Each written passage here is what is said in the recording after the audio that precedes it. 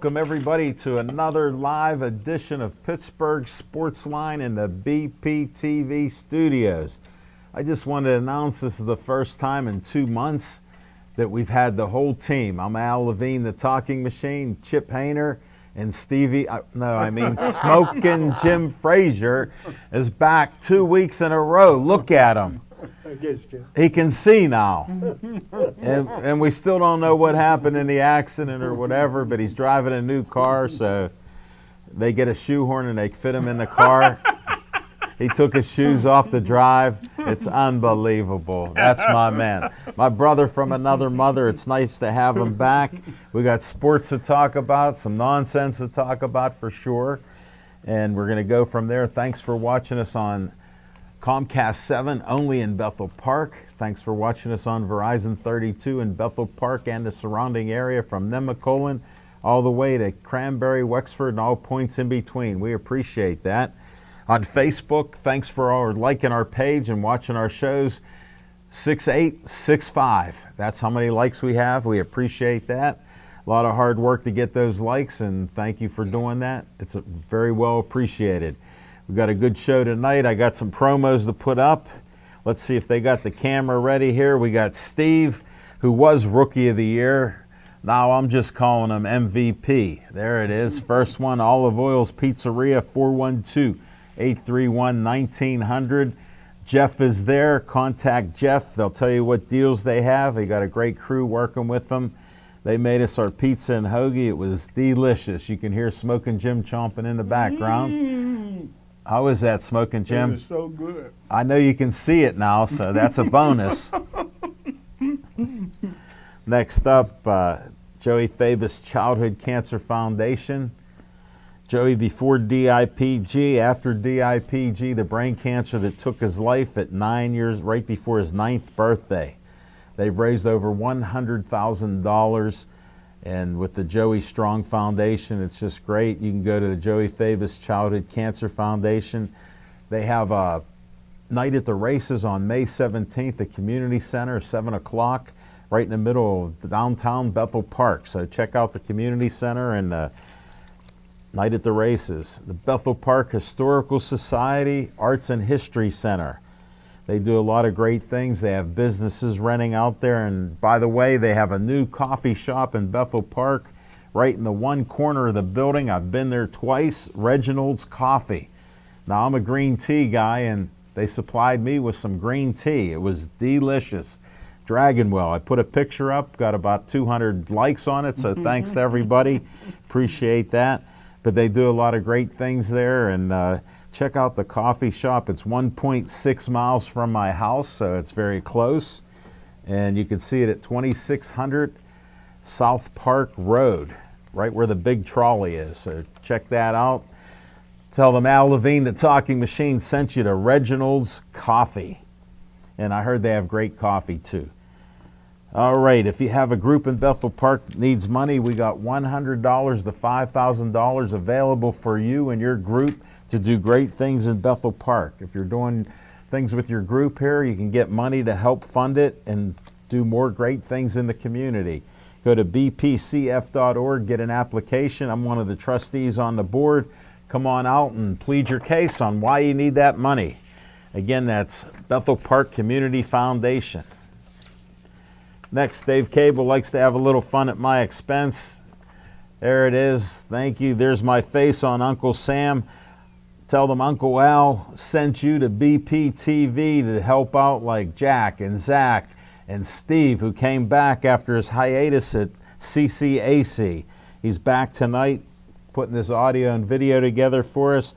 I want you for BPTV. You could be a volunteer running cameras, running soundboard, right here in the studio and on location with different events that we do. Call 412-831-3304. Tell them Al Levine, the Talking Machine, said you could be a volunteer. Check it out. We also have a sponsor of our What's on Your Mind, Skeets Lewandowski of Skeet Service Station. He sponsors our show with What's on Your Mind. Anything and everything that runs on gas, he works on it. 724-348 4715. Man, this shirt looks great under the lights. Real men wear pink, and it's very bright and glowing. How about that tan from the deck? Smoking Jim Frazier, no sprayed on tan here. This is sipping green tea, cutting some grass. And look what we have. We're going to vitamin D, huh? D3, baby. Every 20 minutes, 20,000 IUs of D3. Everybody needs D3. Wow. Especially black folks like you, Smoking Jim. In case people didn't know, you're a black man imitating Stevie Wonder. So I appreciate that. We're going to start our show off with What's on Your Mind, Smoking Jim Frazier. Thanks, Al Levine, the talking machine. And if you want the green, it's coming at you. You got Watch close. To see Levine. Yeah. Look at those hands. No fumble. Like Andy. Last time you were here, you would have missed that. That's right. He didn't even see it. I feel like Andy Isabella, fastest white guy I know, going to be a good receiver from UMass. I think he got taken in the second round by the Tampa Bay Buccaneers or the Arizona Cardinals. Well, pick your team. What team? And look at that little white guy, Andy Isabella. Like him. Who's going to be throwing him the ball? In Arizona? Probably a guy shorter than him. 5'10". Can't get much shorter than Andy. 5'10". Yeah. But when I was off, one of the things I did, man, I'm watching all these shows, about where can they find Bigfoot, where can they find the Loch Ness Monster, where can they find Bigfoot, and I figured it out. Bigfoot's in Monroeville. Yeah, I wanted to come clean, let everybody know that I'm Bigfoot. But, yeah, last week, folks, we leave our show. Smoking Jim bought a new car that's a few years old. It's a small car. First of all, I didn't think, he's a rather large man, in case you didn't notice. You can see that, can't you? Well, he goes, all right, I'm going to take off. So he goes to sit in his car. First of all, I had to get a shoehorn out to get him into the car. And I said, that looks a little tight. Then he's grabbing at his foot. And he goes, hey, talking machine, 17 size shoe doesn't fit in this car. I got the gas and the brake at the same time. So I go, no pun intended, you don't want to have an accident, do you?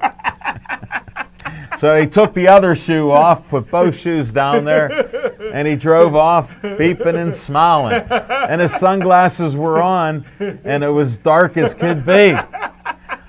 I just said a prayer, and that's my best friend. You wouldn't go ahead of me, would you? No. I said, you lead the pack. And I let you take off like you did when you were a running back at Gateway. You hit that hole running. Never stopped. Didn't stop for that tee that was stuck there or anything. You just went right on by it. Only black guy on the tee. No. Never would have known that by all those pictures in black and white that you put up. Hey, just had to share that, folks. We got a Pittsburgh Sportsline high school basketball team of the year, and we've voted on it unanimously. And it goes out to Mount Lebanon boys basketball team and Coach Joey David. Wow. Joey David, outstanding, and his son played 4 years at Kentucky. Wow. Just graduated, so congratulations. I didn't know that anybody played for 4 years at Kentucky. Yeah. When you're white and you sit at the end of the bench, you play 4 years at Kentucky. I thought they only did one and done.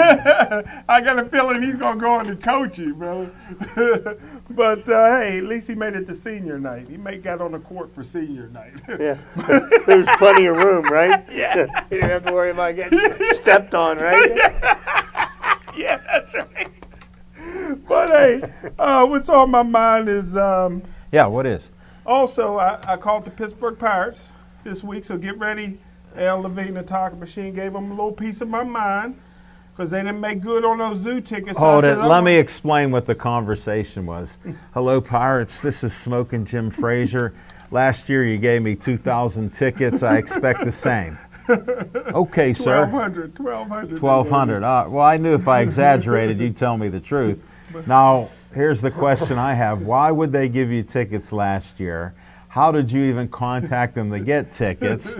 And why would they do it again? And they shorted me on zoo tickets, so I told them I want some tickets to, because my favorite team is the LA Dodgers. Yeah. I said I want some Dodger tickets Saturday night, because they gave me off-brand nights, Tuesday here, Wednesday there. As well they Monday should, there. because who the heck are you? Now it's the 25th, so get ready Saturday night. Is I'll that the be 25th? there, man. We'll all be there together. I'll be there.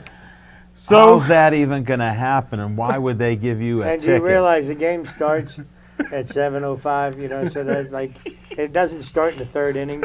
I may leave before it gets dark.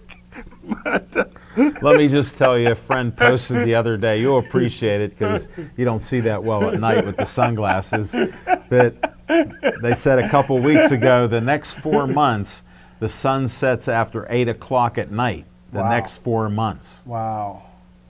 Okay, Wow. just so I can tell you that again. After 8 o'clock, the sun I have to sets. cut my grass before then. Yes. All right. But, Didn't you see how high it was? yeah, Now you do. I trimmed it down a little bit. But, hey, I watched 2 Pirate games so far this year. About a month ago, I just happened to turn the TV on, and they were on national TV. Yeah. And Rodriguez was pitching. He gave up back-to-back homers to lose the game. So I figured that may be bad luck. So I stopped watching the Pirates and listening to it. I turned on the radio this week, and they're already down 14-1. So I'm a little bad luck, but hey, Well, what was the other game you watched? whatever game that was, Rodriguez came in and gave up back-to-back. It was national TV game. Well, that was Gave up one. back-to-back That was home one runs game. to What's the lose second one? game. You said you'd watch 2 games. I don't know. It was the radio. I turned it on Oh. this week. They were down Well, you're. 14-1. I figured They you have watched. They have won 4 of their last 5. The only game they lost was the one. They were They was in first place. Last I heard that I turned on. They're only they 3 were, games out of first right now, 16 and 15. But they was 12-6. They're not 12-6 anymore. No, they're not. Okay. But, hey, real quick, because I want to get to Chipper. But because of the, I'm thinking I'm bad luck, but it's really a curse. And I know you guys don't believe in sports curses, and I went through this again, and I'll just go through it quickly. In 1958, Bobby Lane got traded from the Detroit Lions to the Pittsburgh Steelers. He said they won't win another championship for 50 years. It's 61 years later, still no championship. 1992, Sid Bream put the curse on the Pittsburgh Pirates, and before you know it, they're down now everybody's getting injured. Every time I turn around, every starter is getting injured. Chip talked about that beforehand. Of course, Marc-Andre Fleury put the curses on the Penguins for that. What They happened to actually his put team? the curse on the Las Vegas Knights. Did you not hear what he did in the deciding Game 7? He gave up 4 goals in the last 5 minutes of the game to lose the game and lose the series. And The curse hit him. And like we always said, it takes 2 great goaltenders. If he played with the Penguins, they won back-to-back Stanley Cups the last couple of years. I don't think so. But the real curse, and a lot of people don't realize it, the real curse is when Santonio Holmes, I said the Pittsburgh Steelers after they backstabbed, Santonio Holmes would not win another Super Bowl, and they haven't. And it's been about 10 years, 11 years and counting. And Is that the curse you put on him? huh? Is that the curse you put on I him? knew that was a curse when they backstabbed Santonio Holmes. I says, "Oh, you'll never win another Super Bowl," and look like they'll never go to another Super Bowl because it's now in the Cleveland Brown era with Greedy Williams. But that's what's on my mind. Smoking Jim, Go Browns. you may be seeing things, but you're still outstanding with your predictions there. Thank you, Smoking Jim. If it's brown, flush it down. Go ahead, Chip. What's What's on your my mind? Okay. I think we have gotten to the point where I am very much so in the corner of we need to do away with instant replay, with anything that has anything Thank to do you. Thank with you. professional sports. I tore my You ticket know, up. and the thing that tipped the scales in that favor was watching actually trying to follow the feed while I was enjoying a Pirate victory last Saturday night, because apparently they win when I show up. But it's a good thing I listen more frequently than Jim, and I go to the games. So anyhow. That's the bottom line. But, it takes them 22 minutes of reviewing the replays to determine whether or not an infraction happened, okay? Now, personally myself, I think that, if you look at the conditions that the race was being run in, and Alan, I may defer to you on this. I will tell your you. Your horse racing expertise I will. would be much appreciated. But, I mean, it was a sloppy, muddy track. With 18 horses. I tore my ticket up. Well, 19. I Okay, think, so yeah. you got almost 20 horses on the track. And, so you're saying that in the last quarter of the race that he impeded another horse's, how do you control it? Here's how simple it is, because I know lay people, it's hard for them to understand it. But the horse is supposed to be in the position and part from the rail out in his lane. If he veers into there, he's in violation because he ran into another horse or two, which I've seen accidents at the Meadows because that happened. Now, they were lucky in this race because the horse stepped between his legs with his step, and the horse veered over and cut in front, impeding 2 or 3 other horses. And here's why it takes so long. It was definitely the jockeys brought it to the attention of the steward. The stewards missed it, which to me shouldn't have been missed, because it was a violation. That's their only job. That was a violation. That's for their sure. only job. When I saw it happening, I've watched races before, and I go, "This is bad." Because I knew from watching hundreds of races. But after watching hundreds of races, yeah. How many times has something like that happened I'll tell you. and it not been called? Well, I've seen it happen a few times where you've they seen that haven't where there's in been the harness catastrophic- horses. Yes. And I've also been there when there's been accidents where you had 9 horses on the track and 3 finished. Really? Yeah. Guys broke their backs, arms, no. sternums, were but injured. that. But all this I saw being that. said, I even saw horses die on the track. Maybe I'm a little naive in thinking this, but why would contact in one portion of the racetrack be any less significant than the contact that happens when they're isn't. jockeying for position at the start of the race? It isn't, but at the start of the race, that's always been an exception because you got horses taking missteps. So it's like sometimes they're going down to one knee. We don't go by the rule. We go by what the intent is. Here's the problem. If you wanted to go by the rule, you could do that. This is what my problem is with video replay. Okay, because at what point do we draw the line on replay and what can be done? Here's where they draw the line. After the starting gate. Yeah. If it happens after that, guess what? It's a violation. They've thrown other horses, like a horse is finished second, he'll be declared 5th. One of the reasons it took 22 minutes is they knew there was a violation. Now they had to go, where are you putting this horse at? Frame by frame. They had to go and say, okay, this horse was interfered with, this horse was. And they went down to all the way through it. This was something that could not have been, that was not picked up by the human eye, by the person that was watching specifically for that to happen. No, but here's the bottom line.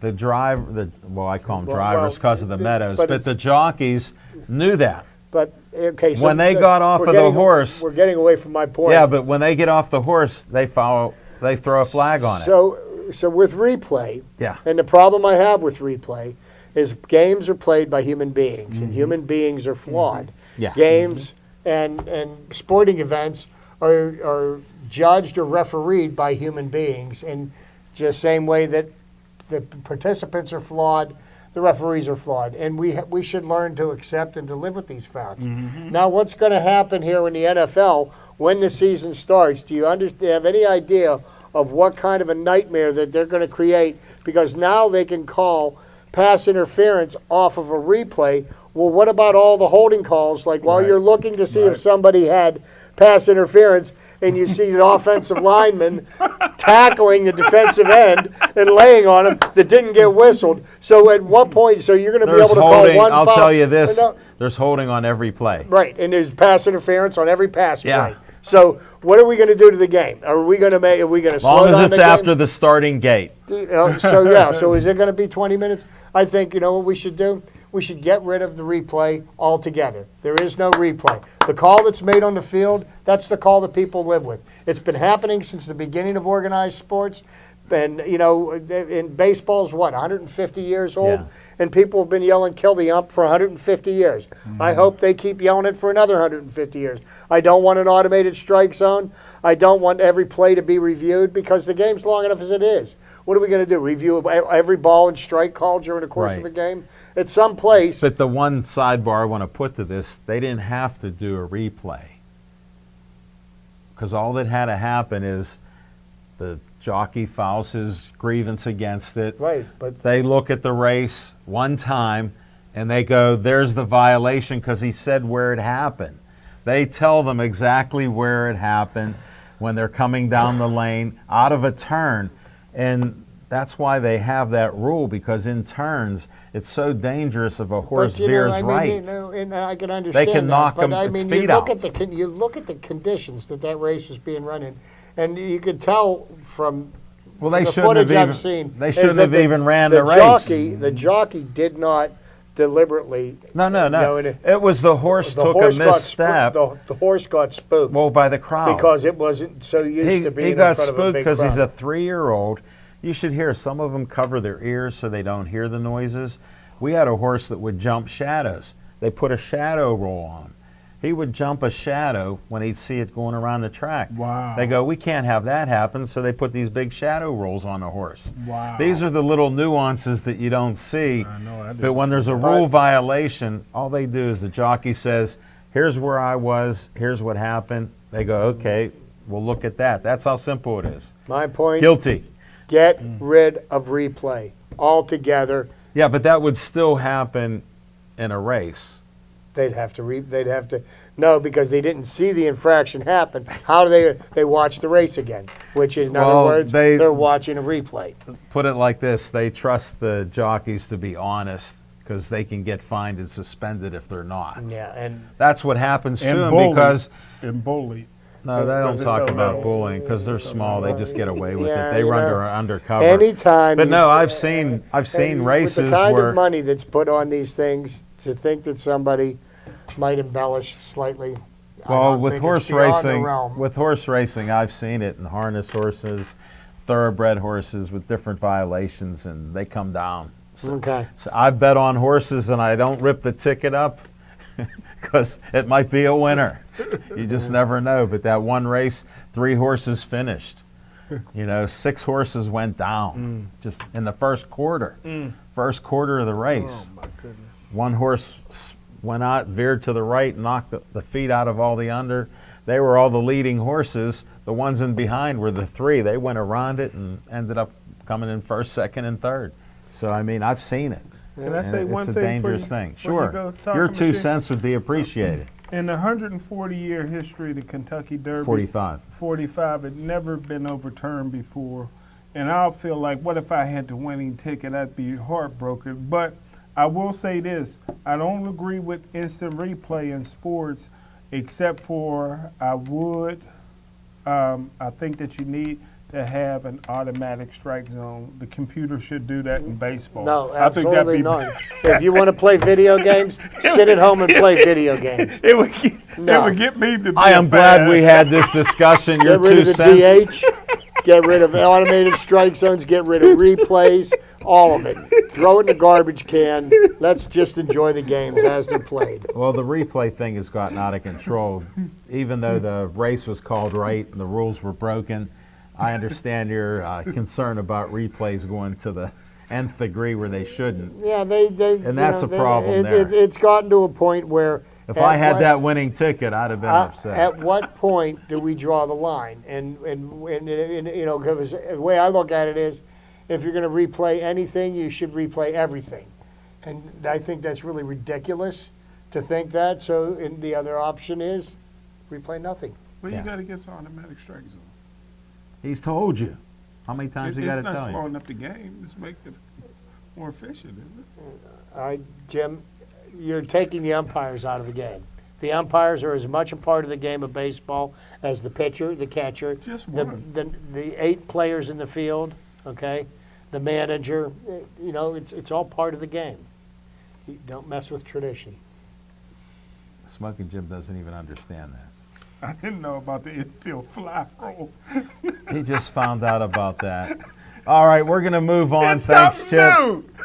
Thanks, Chip. That's been for a It's long. 150 years old, Jim.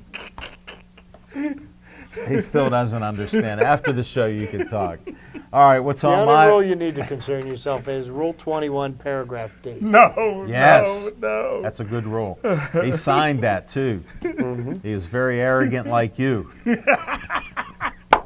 He thought he could get away with it because he'll be dead. So I'll go in there after he dies and go in and they'll reinstate me. Guess what? He was wrong. They said, look what you signed. Smoking Jim Frazier. All right, mine's short and sweet. The Buccos have been up and down this season, won the last 4 out of 5. Last couple games they've won in a row. I'm watching the game, and I see it's extra innings again. I'm like, how did this happen? I didn't have a good feeling about it. Then Marte hit the ball over the wall for a 2-run homer, and they win 5. 3-run. I thought it was 2. 3-run homer. 3-run. It was 3-2. That's what it was. Yeah. It was 3-2. We I ended up gotcha. winning 5-3. He hit the 3-run homer. I got it misconstrued with the numbers there, 3-2, and then That's 5-3. That's what I'm here to. Thank you, Chipper. Just the But yeah, I facts. got the Marte Partey, and we won the game. And we got the Buccos playing again tonight. So they got so many injuries. We'll talk about it on the back end of the show when we got Pirate Talk. We'll fill you in on that and what's happening with injuries and sore arms and good arms and bad arms and who did this and who did that. But we'll be back with some fiction and fact from Smokin' Jim's Almanac.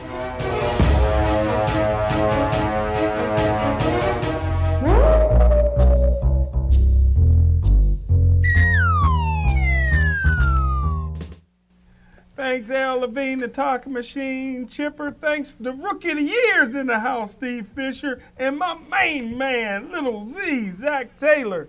But I tell you what, Al Levine, the talking machine, and Chipper, the one thing I can say about Marte is when he does good, he speak good English, but when he does bad, he act like he don't know what you're talking about.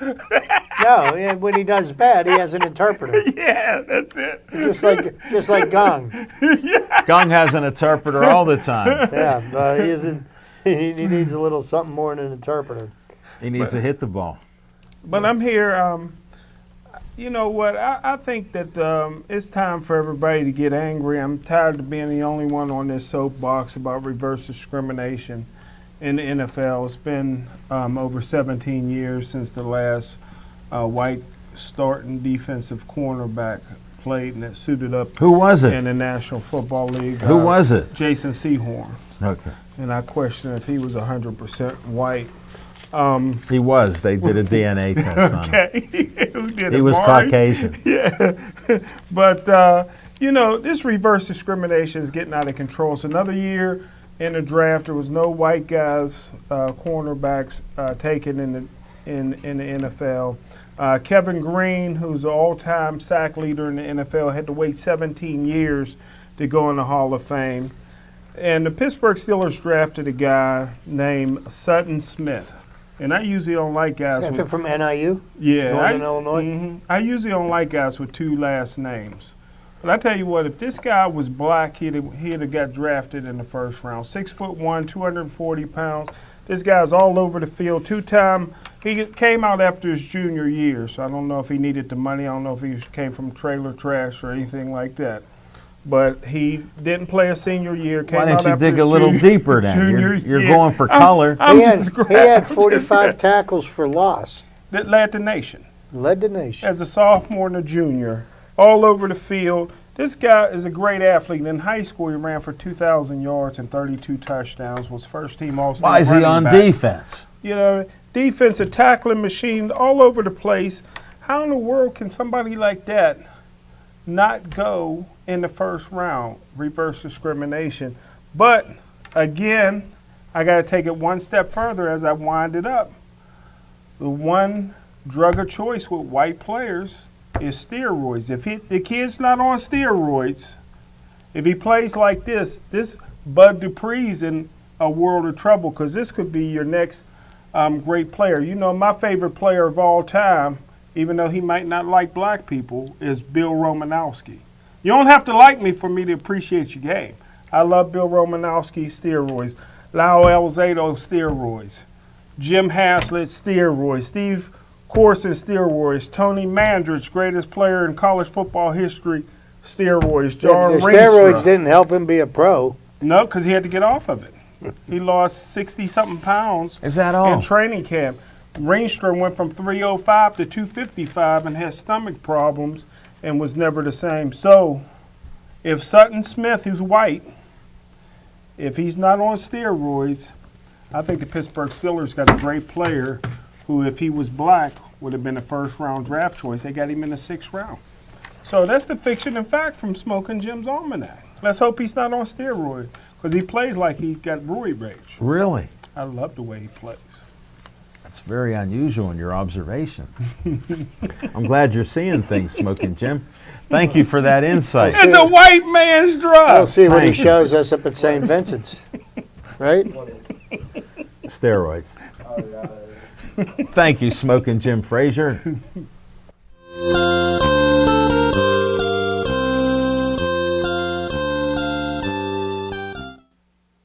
Starting to heat up in the baseball world. You know, the Pirates, through, you know, I don't know what to put this all on, but the Pirates are 16-15, and you, with the amount of injuries that they've had this year, that they're still playing winning baseball.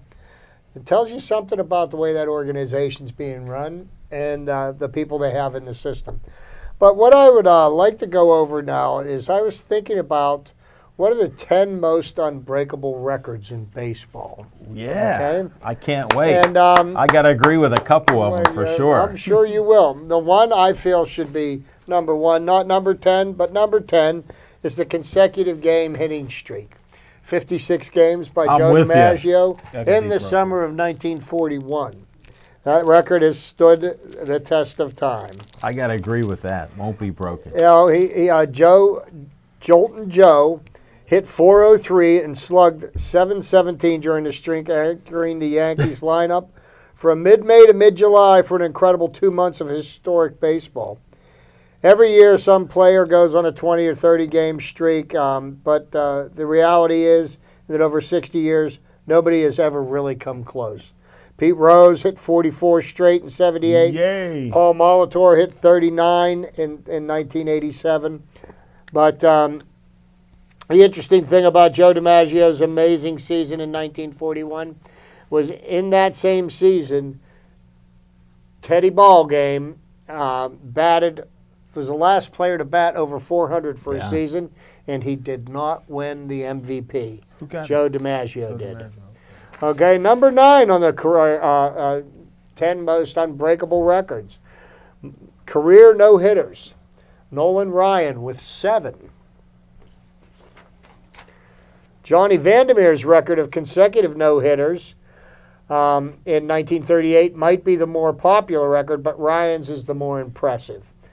For perspective, there have been 26 pitchers in the history of baseball, not including Ryan, who have ever thrown multiple no-hitters. So, yeah. Now here's one from my friend Jim. Single-season home run record, 73 home runs by Barry Bonds. Never be broken. And this is a very good picture here of his extended, his huge cranium, because, you know, he wasn't on the juice, was he? But It was clear. as long as clear. ever since they have got the steroids out, it's funny how nobody even sniffs at 50 anymore. So It's hard, yeah. number 7 on the career unbreakable list, career stolen bases. Ricky Henderson with 1,406 stolen bases, a record that I feel will never be broken. I don't like a brother having that kind of record. Stealing. Single season batting average record, average of 440 by Hugh Duffy. No, that's you. That's Ichiro's. But Ichiro's career high is only 372. Hugh Duffy did this in. You say 444. 440. 440. Wow. 440 season batting average. Don't sound right. That's strong. Yeah, they say that Duffy's record is safe. I'm going to see if they don't have what year he did that in. No, that would be safe. Yes. Next up, single season strikeouts for a pitcher. 513 by Matt Kilroy. He was a 20-year-old rookie for the Baltimore Orioles in 1886. He struck out 513 batters in 583 innings. Now, just to put perspective on this, they call, in today's Major League Baseball, a guy that pitches 200 innings an innings eater. Yeah. He did 2.5 times that. Yeah. Wow. Okay. I don't think that record will be broken. With I don't think- specialization and the limit on pitchers and pitch count. Yes. Well, then The this pitch is, count especially. and he, you know what? And after the, and he probably pitched consecutive days, which Oh, is yeah. something that they don't know now. Double hitter. Number 4 on the unbeatable list: career strikeouts. Nolan Ryan with 5,714. I don't think anybody's there. Randy Johnson came in second with 4,875. And Roger Clemens is third with 4,672. And he had to cheat to get there. Oh. Smoking Jim loves them. Steroids I, were good. Helped them recover. Next up on the list, career shutouts. Whoa. The big train, Walter Johnson, with 110 career shutouts. And I don't think anybody's going to touch that's that. going to be hard to get that in this day and age. Come on. Especially complete games. Number 2, the Iron Man streak of Cal Ripken Jr. 2,632 consecutive games. He was in the starting lineup for the Baltimore Orioles. He broke Lou Gehrig's record, and then we get down to the one. All he did was show up for work. Well, and Well, then in this day and age when they need a rest, like basketball players, baseball players, they're in their 20s, they need a day off to rest. I don't understand. How's that going to happen? I rest my The case, number Chip. one most unbreakable record of all time would be career wins. And they named the award after him. Cy Young with 511 career There wins. is no way in the There world. is no way. I doubt very highly if we will see another 300-win pitcher in our lifetime. It's going to be hard. Yeah, just the way the game's changing. The way the game's changing and the longevity, it's just not there anymore. Yeah, look at these pitchers. They're getting Tommy John surgery, and they're done in a couple years. Yeah, so there you go. 10 records that I feel are going to be are unbreakable records in the game of baseball. Did you have 4,000 hits in there anywhere? Oh, wait, I have one question. Who's the guy that'll never get in the Hall of Fame that has the most hits in Major League Baseball? And you want to know something? But you know, even something more interesting about him? He's not even in the top 100 of the all-time best hitters in baseball history. Not even in the top 100. He's number 105. Boy, they hate him. No, those are facts. Those are just the facts, Jim. Nobody's opinions in there like yours. Come on, Smoking Jim, put your eyes on there. Thank you, Chip Hayner. I appreciate Good that. job, Chipper.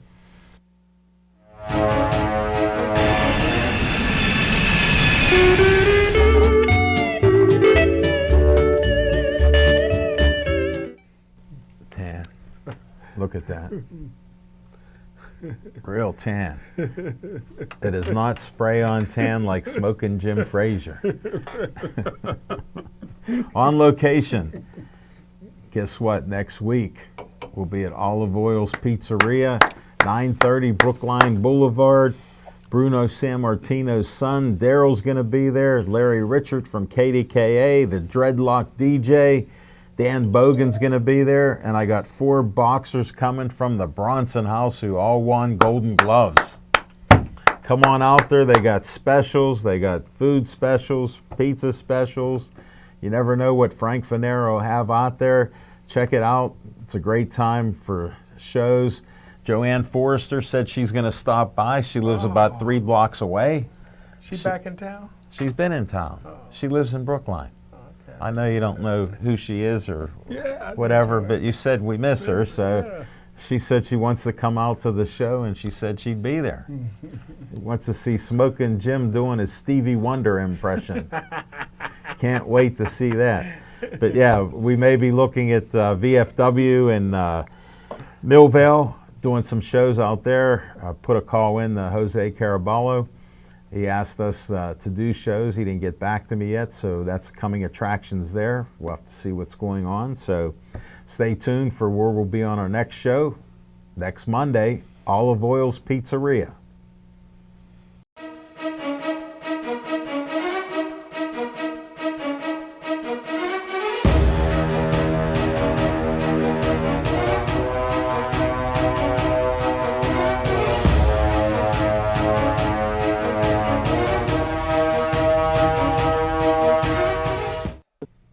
Pirate baseball's on our mind. Who would think, well, I know Smokin' Jim doesn't believe it, but they have a winning record with 15 injuries. Smokin' Jim doesn't think they're going to win 79 games this year. I predicted about 84, 85, and I see a lot of life in this team, and they play some competitive baseball where they don't give up. I know Chip agrees. He goes to the games much more than I do. I've been only to a couple, but you know, I appreciate what they put together on the field. Like I said before, when I grew up, I didn't care who owned the team. I don't care if bottom line Bob owns the team or not. It's what do you put on the field. I want to see good players, whether they're young, old, or whatever. Melky Cabrera is playing his heart out. Defensively, offensively, I'll take him in the outfield over Do Polanco. you care Let that me they just lack say it. leadership? What? Do you care that they lack We got leadership? it now. No, there's a lot of leadership. They on that got team it right now. They got They- rid they- of guys that were a cancer in that dugout. No. They were No, cancerous. You know, what you got going on with the Pirates? And yeah, you could sit there and say, oh, they've had a lot of injuries, but I try to They look did. at I try to look at things positively, and I look at some of the reasons to be excited for this team. You've got Cole Tucker. This kid is going to be a major league shortstop. And he has nice hair. And, well, Jim brought that up to me. But I just had to share that. But here's a young kid who plays with a lot of enthusiasm. He's a great defensive shortstop. Yeah, he can make he is. all the plays. All right, so he's he's a little bit questionable in the batter's box, but that He's that had can his come moments. around. He's had his moments. I was there for his first major league hit, which was a home run into the Ivy, Which doesn't happen too to often. win the game in his first game. Another kid that they brought up who Well, let me ask you one question. excuse me. a Oh, second. he's on a roll. The young man that they brought up, his name's Brian Reynolds. Brian Reynolds hitting the cover off the ball, Yeah. playing a strong outfield, and this is a kid that we got as part of the trade for Andrew McCutchen. Okay, we Yeah. got Colin Moran, Yeah. and we got Brian Reynolds. We got Was it Musgrove? Musgrove. We got from Houston in Okay, the Garrett that's- Cole yeah. trade. But anyhow, here's a kid that's just an unbelievable talent, and had not somebody gotten injured, he wouldn't even have an opportunity to play. He'd be playing in Indianapolis right now. Right. So he's getting a chance to. Is he, you were is going to he- see. Is he the kid that's 12 games in a row? Yes. Streak? Okay, that's why I was going. Yeah. How do you yes. know that? How did you Yeah. focus So- on that? So and here's the interesting thing is that when Starling Marte is not in the lineup, I think the Pirates are 1-9. Yeah. And with Marte in the lineup, even though Marte is performing a little bit under what expectations are for him, Yeah. he's going to come around. He hit a big hit Sunday afternoon to help take the series from the Oakland A's with a 3-run homer in the bottom of the 13th inning. Didn't think the Pirates were going to be able to pull that out. They gave up 2 runs in It the didn't top look of the good. 13th. It didn't look good. And lo and behold, this is a team, they don't quit. They keep on grinding out at bats. They keep on finding a way. A lot of mistakes being made, but it's a really young team. And then they're getting some home runs every so often Well- when they need it. Well, here's the thing. If you take what Josh Bell has done in the first month of the season, Okay, compared to last year at this time, he had 1 home run. Yeah. Now he's got 8. He's pacing to hit 42 home runs this year and knock in over 120 runs. So Josh Bell is doing what they need Josh Bell to do. He is making some plays at first place, even though he's never going to be a Gold Glove first baseman. Chip, I got to interrupt you. Let me Anybody tell can play you, it. I said if he starts hitting and knocking in runs, he's fine at first base. He's fine at first base. I leave him alone Now, some of because the it's a hard position to play for most Anybody can people. play. some of the areas that need improvement, and I don't know what the answer is to Jung Ho Gong's problems. He might be done. But I heard Neil Huntington say that he has never done well in AAA. Well, I think you need to get him at bats, and I think he needs to go down. And I'd be honest with you, I'd bring up Cabrian Hayes. Whoa. Okay, I like him. He's a young kid who's going to be our future third baseman every day. Kid's got some pop in his bat, and the corner positions in the infield. Those are positions that you need home runs and RBIs out of. Those are 2 positions that you expect. Explain that to Smoking Jim. And You need that power, buddy. you need the power in the corners. Same thing as you need more production out of right field and left field. Yeah, Melky yeah. Cabrera has been playing a fabulous outfield and has been hitting the ball extremely well.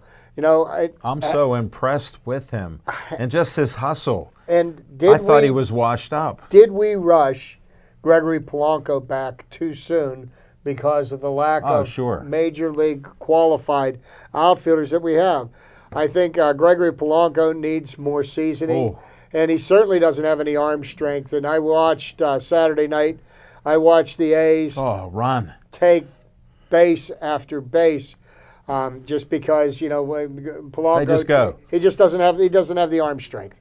And his baseball IQ, I don't care what you say, it's limited. Well, He truly is one of the few guys in baseball that's made the major leagues that has a limited IQ with what goes on.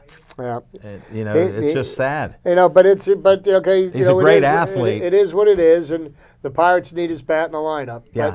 But all these things being said, they've got 2 of their 5 starting pitchers that are on the injured list. Chris Archer with a sore thumb, and you got Jamison Taillon who's shut down. He will not throw for a month, which means it's probably going to be 6 to 8 weeks before he comes back because after not throwing for a month, they're not just going to plug him in. No, and you have got to him come rebuild up. yourself. You've got to rebuild the strength. What a curse. Okay. But anyhow, the Pirates seem to be finding a way to win ball games, and then when the team gets healthy, I think they could make a run for it. I mean, they're only 3 games out of first place right now in our division against 3 teams that are stacked against us. You've got Cardinals in first, the Cubs in second, and you've got the Brewers in third. Christian Yelich is just having another MVP season. Look at the Marlins get rid of him, and look what he does. 15 home runs so far this year. It's unbelievable. Do you think the Pirates got another 9-game loser streak in them? Because they seem to be getting on a winning streak and a losing streak. Oh, they could. They could have that streak. I mean, they could very well.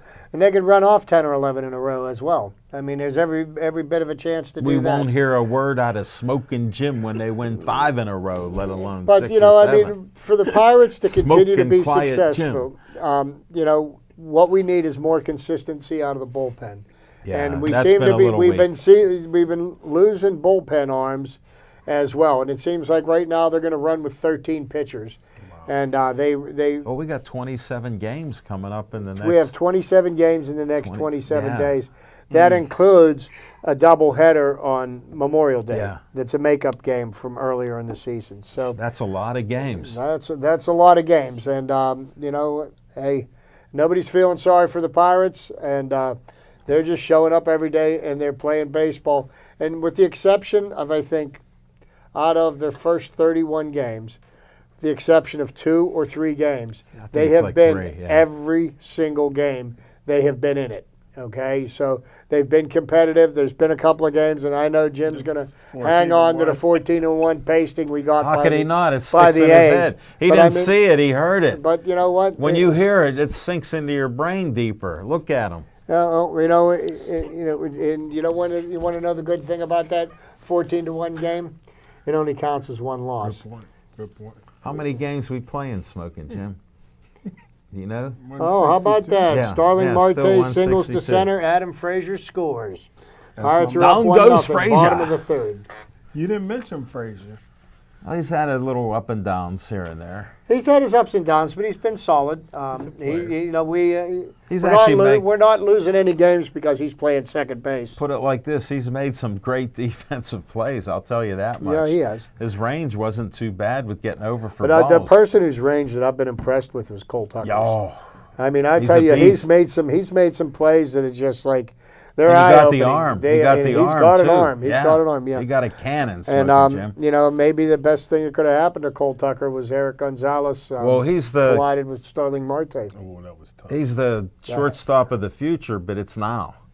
Well, and you know what? And if that's the reason why I say they ought to bring Cabrian Hayes up, because you know what? It could be now. He could be now, because you know Colin Moran seems to be good in a part-time player role. Limited. You know, yeah. and coming off the bench, he's been productive. And I don't know how many more games that we can continue to march Gong out there. And I mean, not only is he not producing at the plate, yeah, he does have the you know there is the option that he could run into one and put it in the seats. Yeah. But I mean, he's made a number of errors in the field. We And, don't need you know, that on top of And the if he's play. not going to hit, I mean, you better play mistake-free baseball. I Yeah. thought he'd been playing good at third. You haven't watched much, have you? Yeah, You missed it. A couple games like that. That gets away from you. It's But- understandable. I mean, you know, hey, give the Pirates credit, but I would send him down to the minors and see if you can get him on track. I don't think that, you know, he doesn't hurt the major league club if they're losing games in AAA because of him.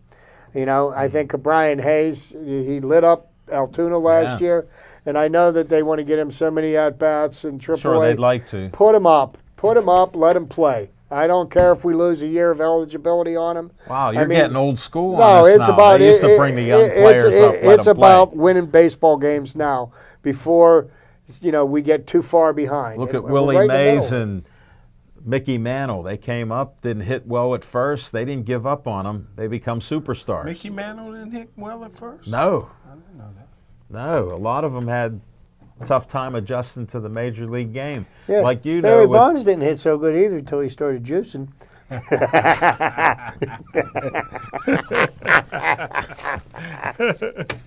so what if he won a couple MVPs before Yeah, the juice? you know. MVP? The juice helped Yeah, out. then he won batting titles, home run titles, and MVPs. You know. How do you hit 20, 30 more home runs when you're almost out of the game? Yeah, when you're in your late 30s, almost into your 40s. But How does that even happen? yeah.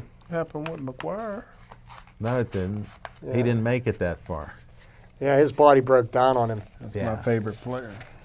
That was one of my dad's favorite players. He goes, "What's up with that creatine?" I go, "Dad, he's cheating." Andrew He goes, "He Stevie got on. creatine in his locker." He had the steroids and everything going. I said, "That's just the cover for that."